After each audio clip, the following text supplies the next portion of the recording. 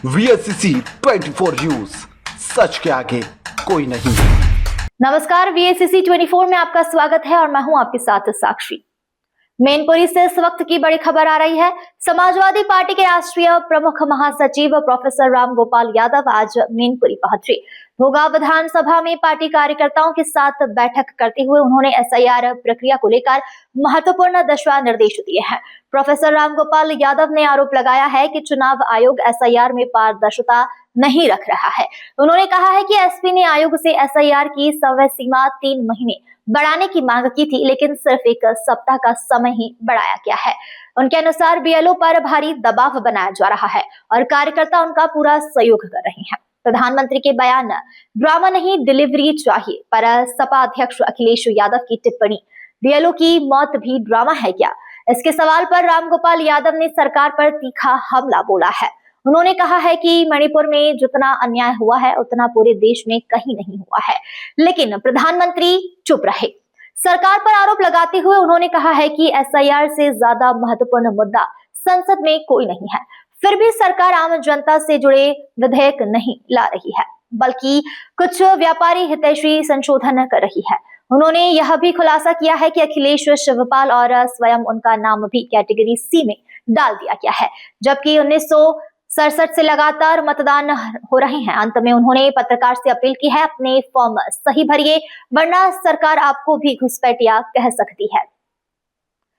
मैनपुरी से सुलेमान अलवी की रिपोर्ट। लेकिन उन्होंने 7 दिन बढ़ाया।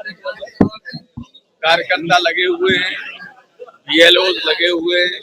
BLOs पे बहुत जबरदस्त ऊपर से दबाव है कि भरो भरो सब भरो हो, लेकिन कार्यकर्ता हमारे बहुत अच्छा काम कर रहे हैं।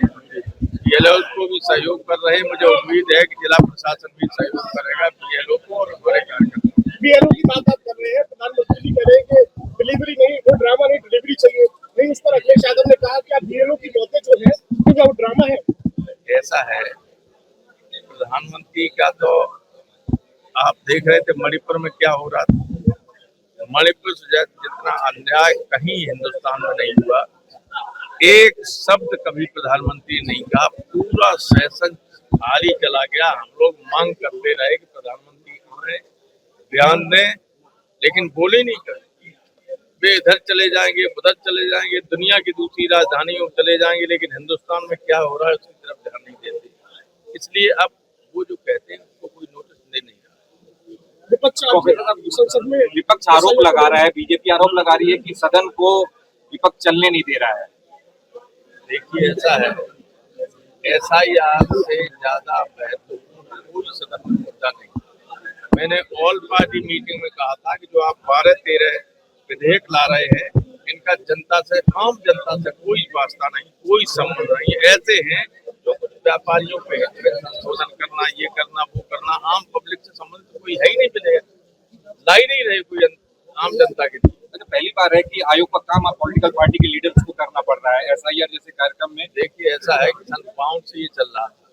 हर चुनाव के बाद वोट बढ़ता था कि नहीं था? मरे हुए लोगों का वोट कट जाता था, विस्थापित हुए लोग उनका वोट कट जाता था।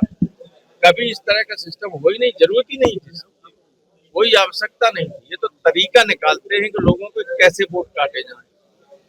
तो अब जिसका वोट नहीं होगा, इन्होंने कहा कि ये नागरिकता की पहचान है, जिसका वोट नहीं है वो नागरिक नहीं। मान लो आपने गलती से फॉर्म नहीं भर पाया, आपके बाप दादे 7 पुश्तों से यहाँ रह रहे, फॉर्म नहीं भर पाया तो आप नागरिक नहीं।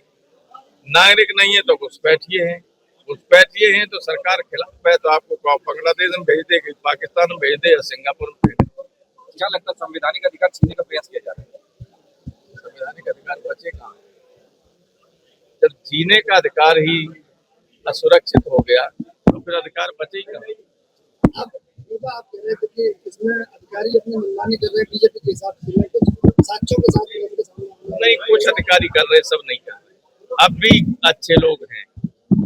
SIR की प्रक्रिया चल रही है, उससे कितनी हद तक सहमत है? उससे हम सहमत तो बिल्कुल नहीं है, क्योंकि इसकी आवश्यकता ही नहीं थी।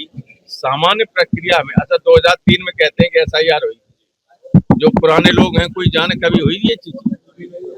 मैं तो सन 67 से वोट डाल रहा हूँ। और हमारा जो है डाल दिया उसमें कैटेगरी सी में। मेरा 67 में वोट, 69 में वोट, 89 में वोट, अब भी 2003 में वोट, 1992 से तो मैं लगातार MP भी हूँ, लेकिन कैटेगरी सी में डाल दिया। अब इन्हें क्या डॉक्यूमेंट चाहिए जब क्लियर है कि जिसका 2003 में वोट है, 2025 में वोट है, तो कोई डॉक्यूमेंट नहीं, कैटेगरी वन में होना चाहिए। हमारा डाल दिया, अखिलेश का डाल दिया, शिवपाल का डाल दिया, सबका डाल दिया। हमारे इटावा के जितने MLA MP हमारे यहाँ, तो इटावा जितना तो MP कहीं से है नहीं उत्तर प्रदेश। 7 MP है लोकसभा के इटावा जिले के, 1 राज्यसभा का MP, 3 MLA है, सब कैटेगरी सी में। अब इसका जवाब तो है नहीं किसी। अब उन्होंने, जब मैंने कहा, अखिलेश ने कहा, तो उन्होंने कहा कि हम डिलीट का बटन प्रोवाइड कर दिया है, कैटेगरी सी से BLO कैटेगरी A में कर देंगे। तो अब कोशिश करेंगे हम लोग कैटेगरी A में आने के लिए, वरना फिर दूसरे फेज में सब तैयार था अपना डॉक्यूमेंट दिए। और ये सुनिए पत्रकार बंधु, आप लोगों के लिए भी बहुत जरूरी है, पता नहीं कि सरकार कब नाराज हो जाए आपसे, कह रही तो घुसपैठी आ गए। बहुत आवश्यक है अपना फॉर्म भर देना ठीक तरीके से। अच्छा, लगातार विरोध कर रहे हैं SIR, तो उसके बाद आप लोगों को प्रोत्साहित कर रहे हैं कि SIR बहुत भरा जाए। वही ऐसा है, हम जानते हैं कि हमारी बात नहीं मानेंगे तो क्या हम चुप बैठ जाए? संघर्ष है, संघर्ष कर रहे हैं, पार्लियामेंट में हो रहा है। मैंने कहा था संसद नहीं चलने देंगे, स्टूडेंट्स नहीं चल रही। एक आखिरी सवाल, रेणुका चौधरी कांग्रेस की नेता है जो अपने मुद्दे को लेकर पार्लियामेंट गई थी, जिसके बाद उन्होंने ये कहा कि असली काटने वाले तो पार्लियामेंट में ही बैठे।